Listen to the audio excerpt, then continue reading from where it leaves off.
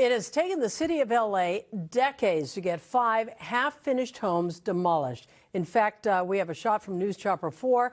This video on the hilltop homes, you can see what we're talking about here. But when you get a closer look, I mean, they look pretty good from here. You'll see they're not finished at all. Yeah, now a ruling to move things along has just been announced, finally. NBC4's Gordon Tsugamatsu is above Laurel Canyon. Gordon, we mentioned the ruling, but will it be enough here?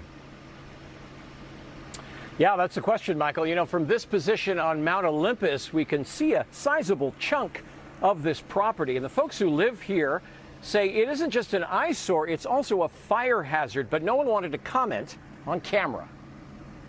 Tear these buildings down or else. That's essentially the order announced today by L.A. City Attorney Hydee Feldstein Soto. It targets owners Shahram and Esther Galili after they pleaded no contest to 5 counts of failure to comply orders. If the homes are still here in August of next year, the Galilis will face $25,000 in fines and penalties, 100 hours of community service, and even jail time, says Soto's office. But some people who live near here tell us they're not holding their breath. Why? Because this is not the first time the city has laid down the law, and those blighted, graffiti-scarred, semi-occupied homes have remained exactly like this, untouched. These were 5 of 21 buildings slated for this location at Woodstock and Willow Glen Roads way back in the 1990s. The project stalled, though, when the owners at the time failed to file an environmental impact report with the city. Over the years, various developers have owned the property, but the EIR still never appeared. So in 2003, a court ordered the homes demolished, to no avail.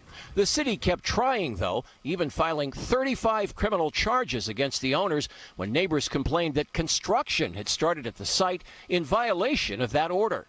A couple of hours ago, current owner Shahram Galili returned our call for comment. He says he intends to comply by the latest court order to tear down the homes by next summer. He believes that will satisfy neighbors who say squatters have been living in them for years and they're a fire hazard. But he still intends to shore up the concrete foundations, which he does not believe is a violation of the city's demand for demolition. And Galili added that the entire property is actually for sale now. Asking price, $500,000 per house. In Mount Olympus, Gordon Tsugamatsu, NBC 40.